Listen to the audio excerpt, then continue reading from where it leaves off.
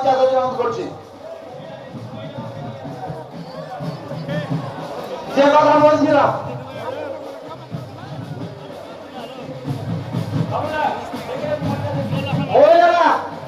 মহিলাদেরকে আসার সুযোগ করে দিন, তাদের স্টেজের বাম দিকে তাদের ব্যবস্থা হয়েছে, একটু সুযোগ করে দিন, রাস্তা ছেড়ে দিন মহিলাদের জন্য।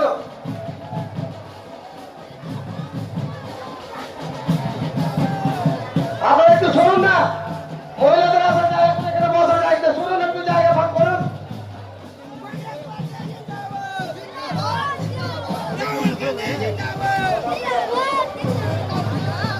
যে কথা বলছিলাম, আপনারা সকলে জানেন যে আমাদের নেতা শ্রী অধীর রঞ্জন চৌধুরী সুপ্রিম কোর্টে মামলা করেছেন।